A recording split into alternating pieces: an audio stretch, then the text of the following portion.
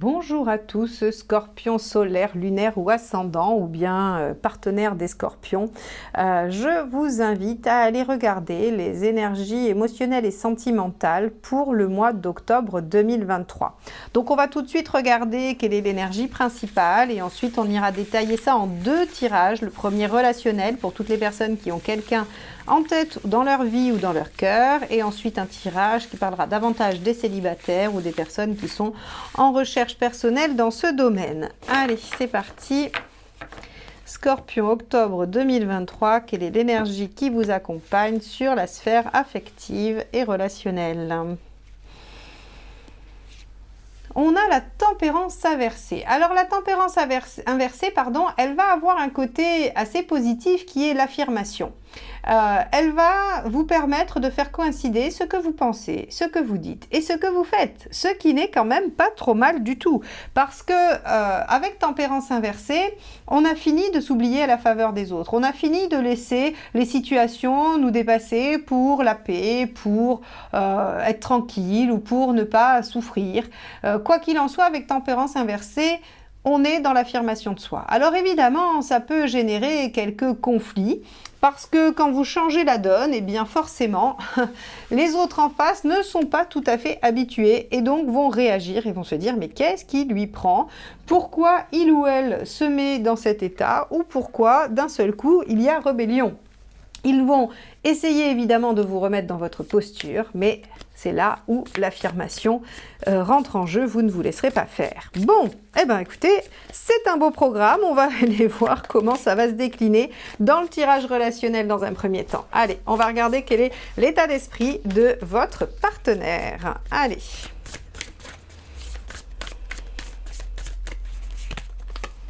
Cavalier de bâton. Alors c'est très intéressant parce que je viens de faire les balances et que nous avons exactement la même carte pour le partenaire chez les balances. Donc que vous soyez balance ascendant scorpion ou scorpion ascendant balance, vous aurez un partenaire qui sera dans une dynamique de continuité, de persévérer dans la route ou le chemin qu'il ou elle a prise. Et donc vous serez vraiment face à quelqu'un de, j'allais dire, déterminé. À minima, on n'a pas d'arcane 13 non plus, l'arcane 13 c'est le signe de la détermination absolue, mais le cavalier de bâton n'est pas mal non plus. Alors on va aller voir quel est votre état d'esprit à vous, couplé à cette tempérance inversée.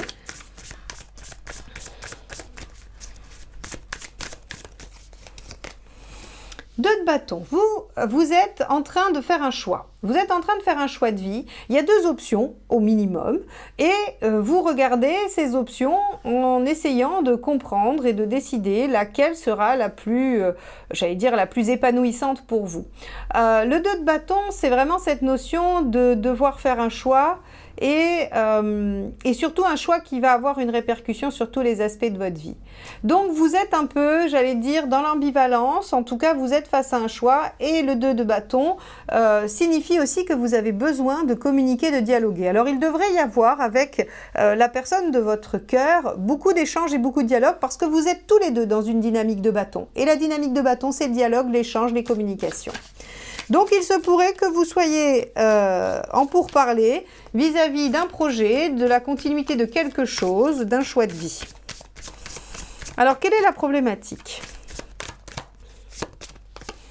L'empereur. L'empereur peut parler de stagnation de situation, peut parler aussi d'engagement, j'allais dire de pérennité des choses.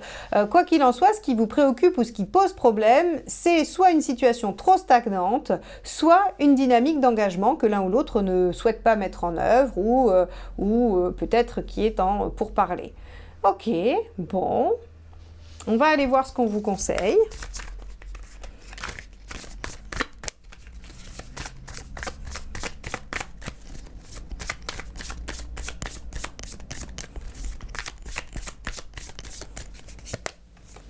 La justice. Ok. De mettre de l'ordre dans vos idées, de mettre de l'ordre dans votre vie, de trancher, de décider objectivement, de ne pas laisser l'émotionnel prendre trop le dessus, de ne pas laisser non plus trop, j'allais dire, les réactions. Hein, c'est assez étonnant, mais la justice, elle est vraiment, elle est froide. Hein, c'est-à-dire qu'elle juge des faits, elle juge des situations, mais elle ne se laisse pas du tout submerger par l'émotionnel, l'affectif. Ok, donc là, on vous dit pour le coup, il faut laisser de côté l'émotionnel et l'affectif. Très bien. Qu'est-ce qu'il vaut mieux éviter de faire? On va regarder ça.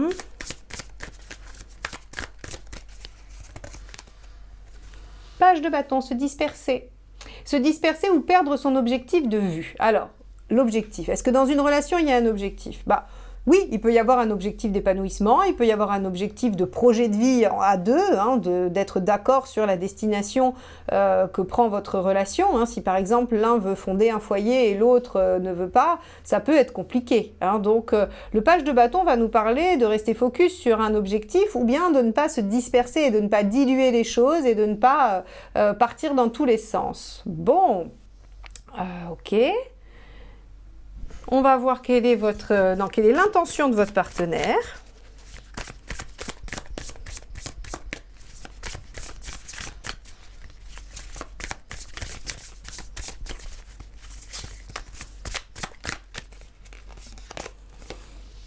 Ok, on a le pendu. Le partenaire a envie d'essayer de voir les choses sous un autre angle. Il est prêt peut-être à essayer de prendre un peu de temps, un peu de distance pour mieux cerner, mieux comprendre les choses. Mais avec le pendu en intention, on peut quand même aussi avoir une notion de résistance, de blocage, de résistance à un changement, à quelque chose qui pourrait éventuellement, j'allais dire, vous permettre de faire bouger. Hein. Je dis ça parce que j'ai l'empereur en problématique, hein, l'empereur qui est là-dessous, qui nous dit que la problématique, pas principale, mais en tout cas la problématique ici qui est mise en évidence, ça pourrait être une stagnation, quelque chose qui ne bouge pas, qui est dans l'inertie. Et donc si vous voulez, avec une intention de pendu, on pourrait imaginer que c'est le partenaire qui met un peu les choses à l'arrêt. Bon, on va aller voir si vous faites pareil ou si vous luttez contre cette inertie.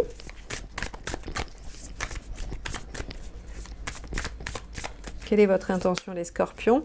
Ah, bah oui, c'est pas... Effectivement. La lune. Alors, et ce sont deux arcades majeures, hein, je ne sais pas si vous remarquez quand même.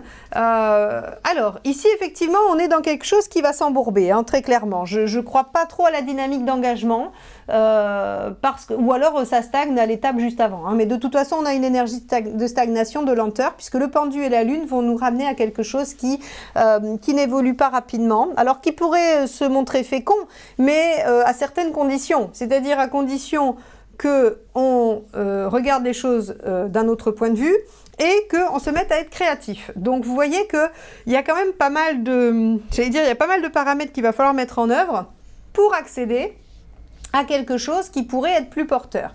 Là, visiblement, vous êtes prêt à dialoguer beaucoup. On a un partenaire qui suit à toute force en fait sa ligne directrice, mais qui finalement est dans une espèce de résistance par rapport à ce que vous questionnez, hein, avec votre problématique de choix. Et ça confère en fait à la situation une espèce de stagnation. Et vous avez l'intention de laisser les choses faire et vous avez l'intention aussi de vous laisser atteindre émotionnellement par ça, ce qui pourrait justifier les conflits et cette espèce de réaction d'affirmation qui n'est pas forcément mauvaise hein, en soi, mais en tout cas, on peut imaginer que les choses ne se passent pas vraiment comme prévu. Bon, on va aller voir le résultat et les conseils pour statuer un petit peu et faire l'analyse. Résultat 5 d'épée, attention, vous pourriez vous blesser. Vous pourriez vous faire de la peine, vous pourriez, tous les deux, hein, d'accord? C'est une carte qui parle des deux, vous pourriez tous les deux dire des choses que vous regretterez. Quand je vous ai dit tempérance inversée, c'est de l'affirmation, et bien sûr ça peut amener des conflits, ou en tout cas ça peut amener de l'incompréhension chez les autres, et bien c'est ce qui va se passer.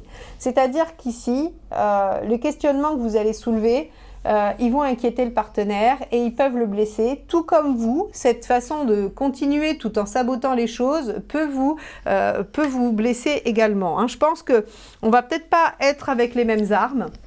On va peut-être pas être sur les mêmes, sur la même ligne, mais le résultat, lui, sera le même. Bon, bah c'est pas glorieux les scorpions, qu'est-ce qui se passe là sur ce mois d'octobre? J'aime pas faire des tirages comme ça. Bon, on va regarder quels sont les conseils pour traverser cette phase. Bon, après, 5 d'épée, c'est pas une séparation, c'est pas... voilà, c'est juste que, bon, il va y avoir peut-être des conflits, des disputes, et voilà, vous pourriez blesser l'un ou l'autre. Alors, en conseil 21... ouvrez-vous, soyez ouvert d'esprit, visez plus haut, visez votre épanouissement. Donc effectivement, si votre épanouissement est en jeu et que ça nécessite une affirmation, bah, le tarot vous dit allez-y, visez l'épanouissement et le mieux-être. Deuxième conseil. Page de coupe. Oh. Page de coupe. D'accord, suivez votre cœur, écoutez-le. Allez là où il vous mène, ne vous posez pas trop de questions. Qu'il vous emmène à droite ou à gauche, en haut ou en bas, suivez-le. Ok.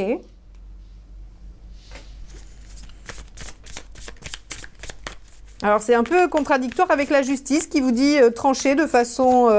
c'est pour ça que je suis perplexe, hein, c'est qu'on a une justice qui vous dit voilà, soyez lucide, pragmatique, tranchez grâce au mental, ne vous laissez pas submerger par l'émotionnel. Et là on vous dit suivez votre cœur. Alors c'est peut-être suivez votre cœur et ne vous laissez pas submerger par vos peurs. Par exemple, vous pourriez être face à quelqu'un que vous aimez beaucoup, mais vous avez beaucoup souffert et vous hésitez à y aller. Alors, vous tergiversez, vous n'osez pas, alors que votre cœur vous dit d'y aller. Et donc, on vous dit, bah, soyez lucide. Lucide dans le sens où ce sont vos peurs qui vous empêchent de suivre votre page de coupe. Dans l'autre sens, ça marche pour une séparation. Vous sentez que votre cœur ne vous dirige pas vers une personne, vers votre partenaire, et on vous demande d'être lucide sur le fait que votre cœur vous dit qu'il faut que ça s'arrête. Voyez, on peut avoir... c'est en tout cas la seule façon que je trouve de les rendre cohérents ensemble. Allons-y pour le dernier. Voyons voir ce que le tarot vous conseille.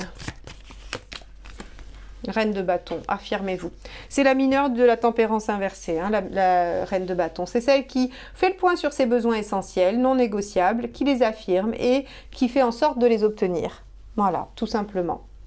Donc ici, on est bien sur une notion de choix par rapport à une affirmation, par rapport à quelque chose qui ne bouge pas ou qui stagne, hein, ou qui ne va pas, ou en tout cas qui ne s'engage pas dans la bonne voie.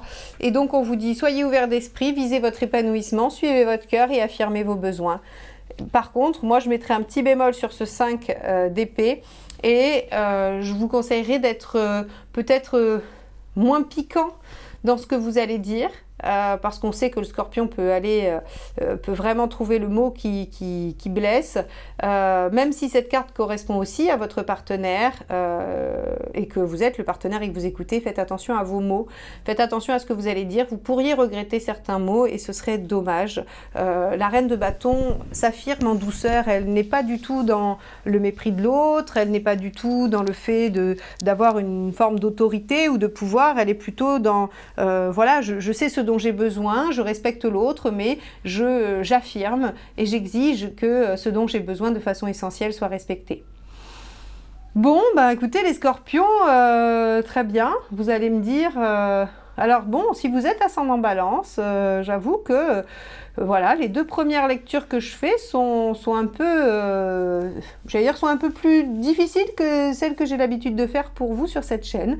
Bon, eh ben, écoutez, il y a peut-être une période à passer. Le tout, c'est d'avoir les ressources pour comprendre ce qui se passe, pour pas se laisser dépasser par les événements et récupérer un peu la maîtrise. Hein. Surtout le scorpion, il faut récupérer la maîtrise sur les événements, sur les choses. Bon, on va passer au tirage de vie émotionnelle. Et donc pour les célibataires ou les personnes qui veulent améliorer leur vie sentimentale et relationnelle. Allez, c'est parti. On va aller voir votre état d'esprit.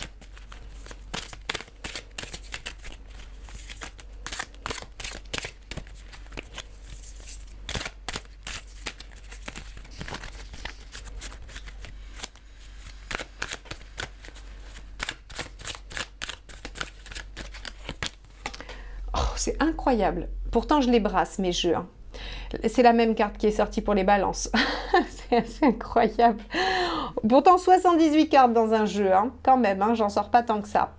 Bon, bah, ok, très bien. Je vais vous renvoyer sur le tirage des balances, en fait. Hein. On va gagner du temps. Non, je rigole.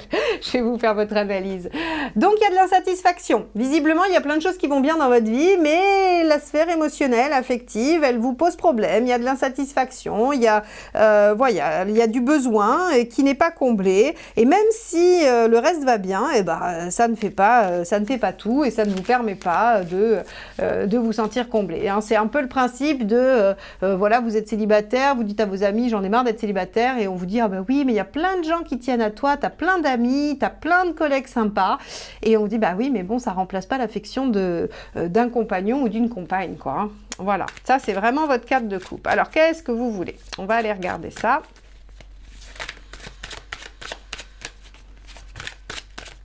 Allez. Non, mais c'est une blague. C'est une blague. Pour l'instant, c'est le même tirage que les balances. C'est une blague, vraiment. Pourtant, je brasse. Bah, vous voulez un équilibre affectif, vous voulez une rencontre, vous voulez vous sentir bien, un bien-être affectif, vous voulez vous engager et mettre votre vie sentimentale au premier plan. Alors, pourquoi ça ne marche pas ?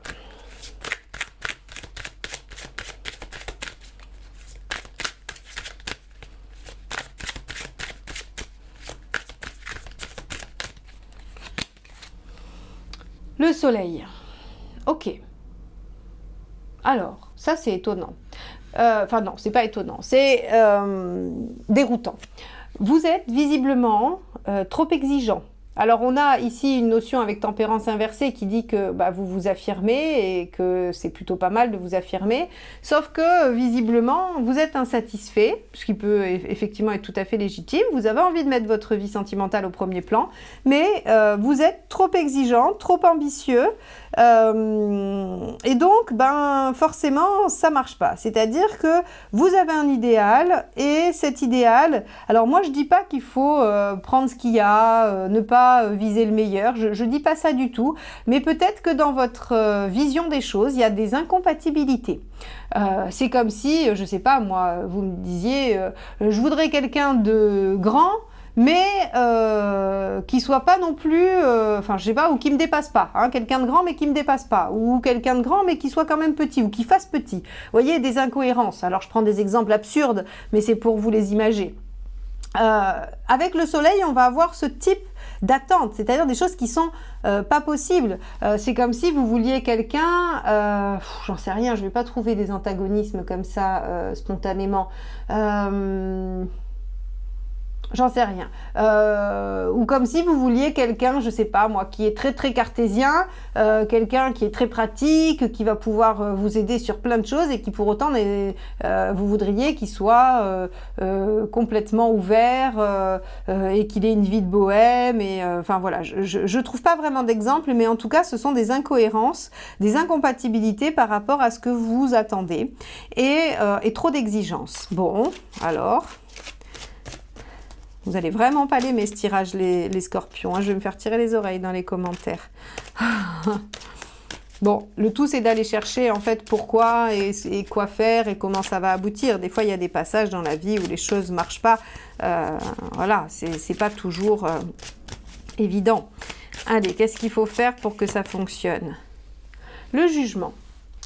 Reconsidérer le passé. Reconsidérer les choses et avoir foi. Ça, j'aime bien cette carte. J'aime bien cette carte parce qu'elle vous dit, aujourd'hui, parce qu'il y a aussi cette notion de l'instant présent avec le soleil, aujourd'hui, peut-être que vous ne pouvez pas trouver satisfaction.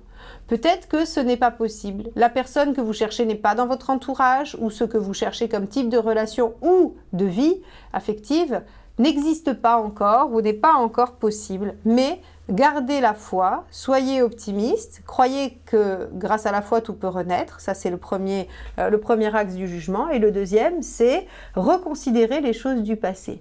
Peut-être que vous vous êtes dit, bon je vais prendre toutes mes expériences et je vais rayer de la liste tout ce qui m'a pas plu. Par exemple, mon ex compagne ou compagnon m'a trompé, ça m'a beaucoup blessé, et c'était un grand brun, un petit blond, blond, quelqu'un qui avait des lunettes, et donc hop, c'est fini. Plus de grands bruns, plus de petits blonds, plus de lunettes, plus de tout ça. Vous voyez ? Donc, reconsidérez le passé, essayez de voir si vraiment par rapport à ce que vous avez vécu, il y a des choses que vous pourriez remanier dans votre façon de les voir et ce qui vous permettrait d'être peut-être plus ouvert et moins catégorique sur ce que vous attendez. On va aller voir l'issue à court terme.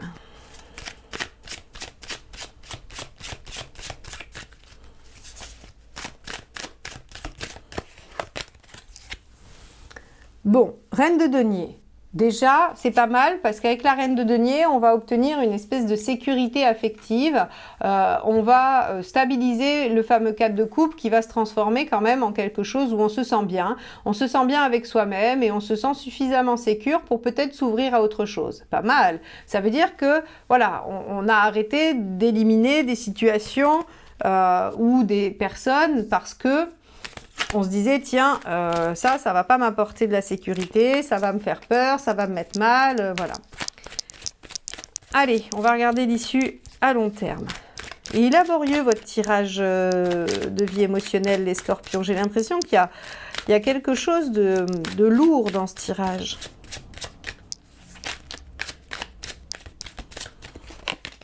Ah, super, As d'épée. Génial. C'est pour ça qu'on vous demande en conseil le jugement. On vous dit ayez foi. Hein. Ayez foi et reconsidérez le passé parce que vous y trouverez une meilleure sécurité affective pour vous-même. Et ensuite, ça vous permet de redémarrer sur des bases complètement nouvelles. Mais complètement nouvelles. L'As d'épée, on innove. On fait quelque chose de nouveau. Donc écoutez, pour moi c'est très simple. Il y a de l'insatisfaction. C'est frustrant. Vous aimeriez mettre votre vie sentimentale au premier plan, mais alors, au-delà de l'exigence, je vais dire qu'il y a quelque chose qui fait qu'aujourd'hui, c'est pas tout à fait possible.